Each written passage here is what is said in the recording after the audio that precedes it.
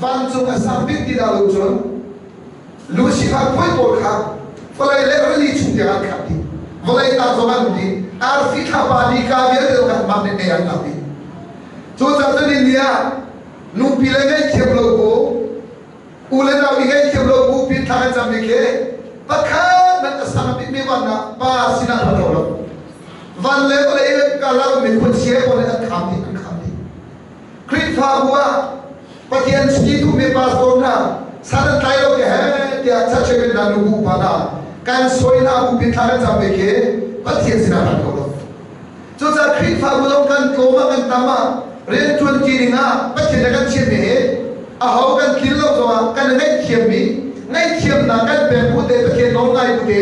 tha kan cha me pathian sina ba nai ma kan pathian me to cha ko amen Malema ngai thiam nam ipe masalo pathian tham chat na kan de be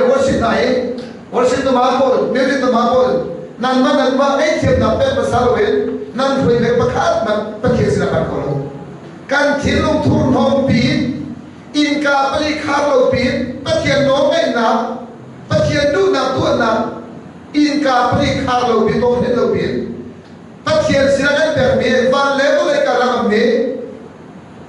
Lucifer the Satan aban chumila nan khami churama chun muina chija tilo tu chara khazam masana ji chire me cho pathian no ngai na la ule na ngai chiro saka ji chiro apan mine ka suel ya ngai chi saka be tholong ta piper na le lo bile me cho ngai khiem na te be